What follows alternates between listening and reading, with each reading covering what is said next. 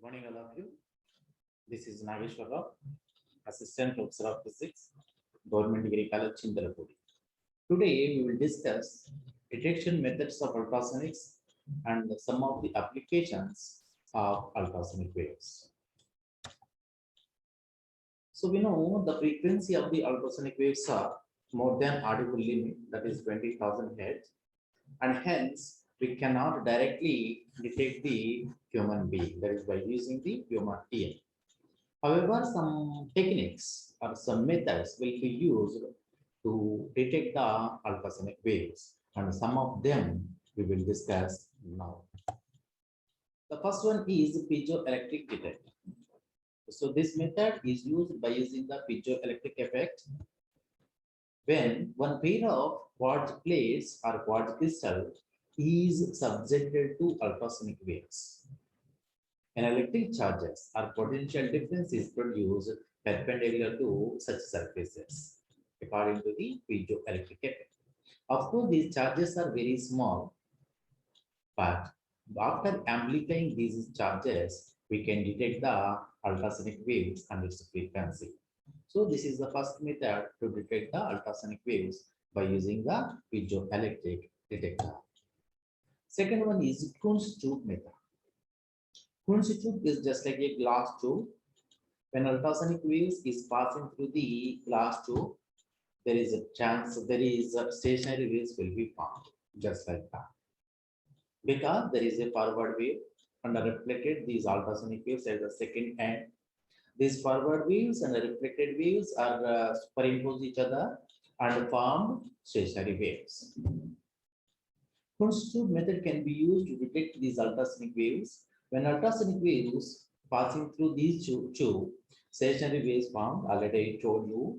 In this form, if lycopodium powder is sprinkled, heaps are formed at the nodal points and blown off at the antinodal points. It is nothing but at nodal points, there is some heaps are occurred. We know the distance between two heaps, that is two nodal points, is equal to half of the wavelength, that is equal to lambda by 2. And of course, the distance between two antinodes also lambda by 2. By determining this lambda by 2, we can determine the frequency if that in the order of ultrasonic waves. So by using this method, we can determine the ultrasonic waves. You see the here. This is lycopodium powder is sprinkled in this tube, that is Kunz tube. There is white particles are lycopodium powder. When by changing the frequency, how these heaps are formed.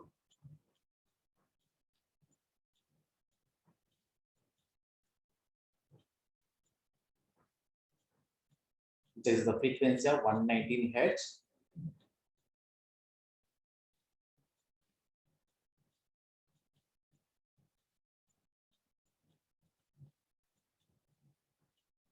So when frequency changes, there is two heaps. This is one heap. This is another heap. This is blown off area. We know the distance between these two heaps, this is between this and this, is equal to lambda by 2. From this, we can determine the frequency, that is 238 Hz.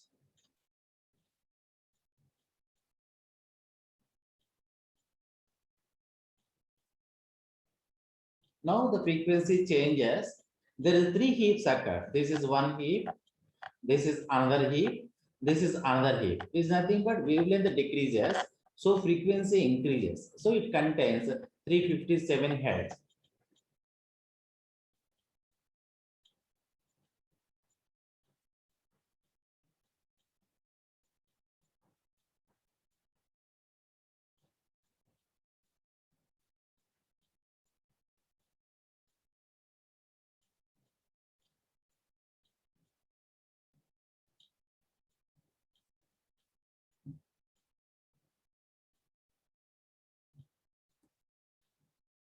This is belongs to 179 Hz.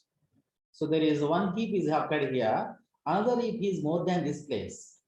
So this is maybe lambda by 4.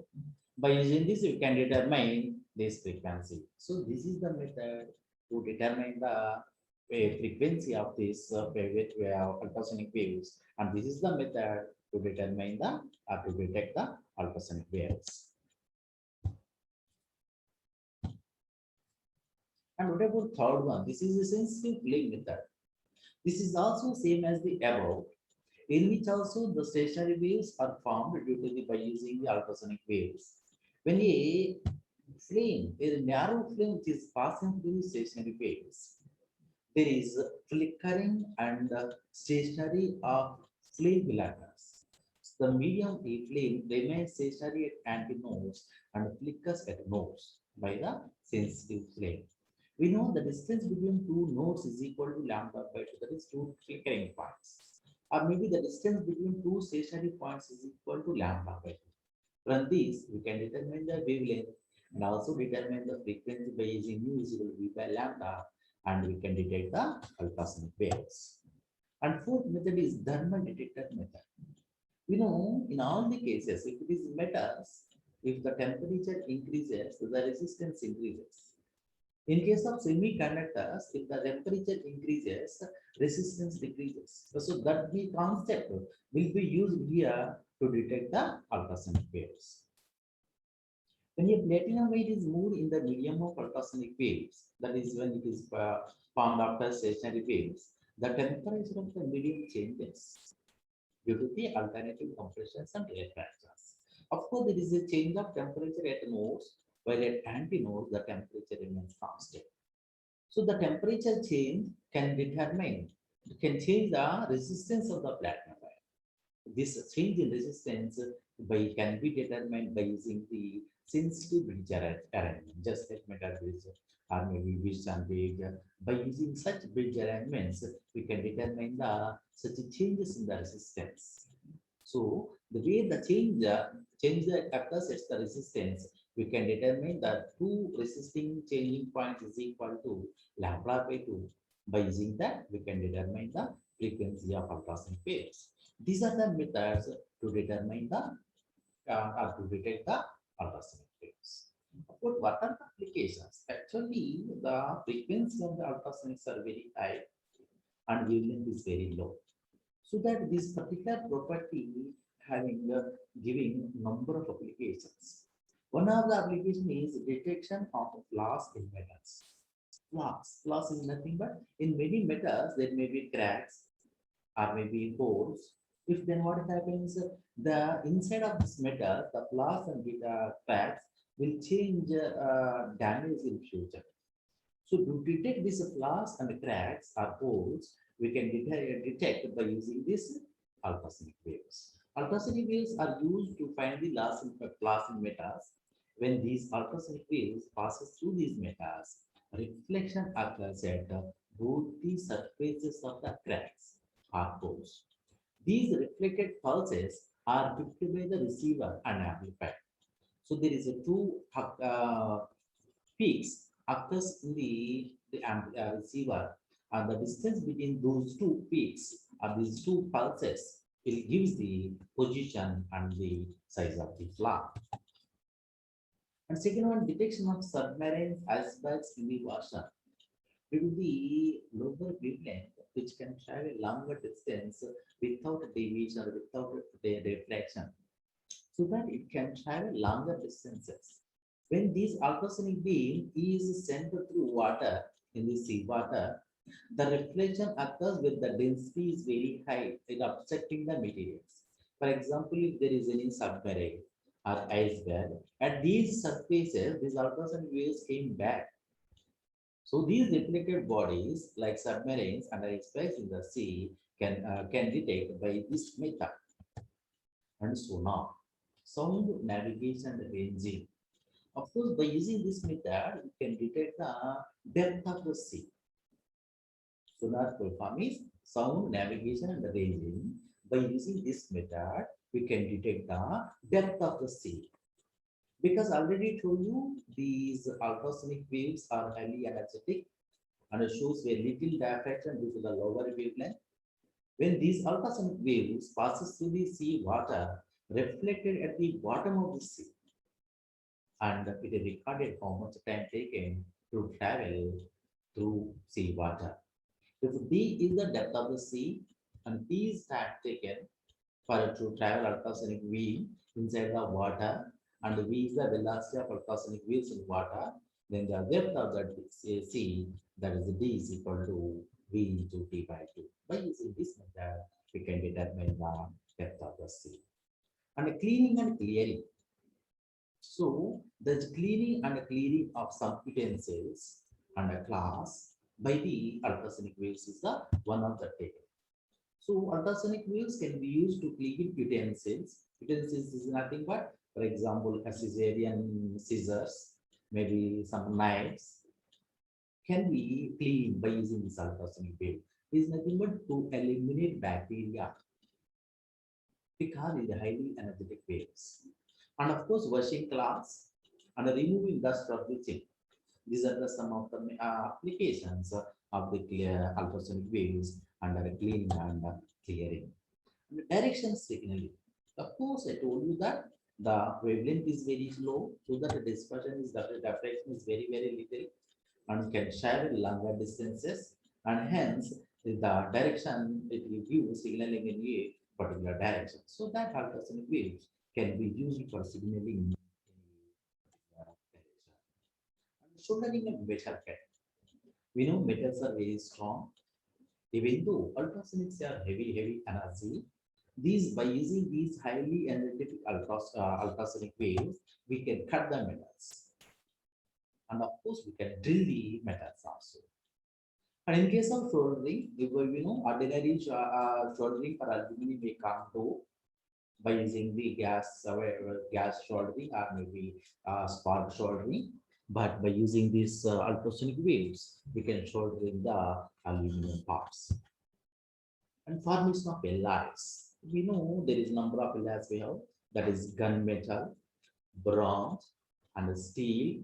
All these are alloys. There is a combination of different elements. So to form these alloys, ultrasonic beams can be used. The constituent alloys having different densities can be mixed uniformly by the beam of ultrasonic waves. And the third one is ultrasonic mixing. Of course, in case of metals, that is called formation of alloys. In case of liquids, this is called ultrasonic mixing.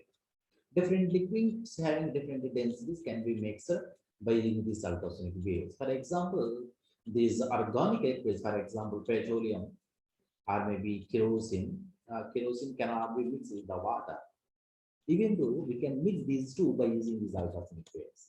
Nowadays, we are using emulsion paints. Emulsion paint. So this is the one of the technique to mix this, to prepare this emulsion paints by using this ultrasonic mixing. And ultrasonics in metallurgy.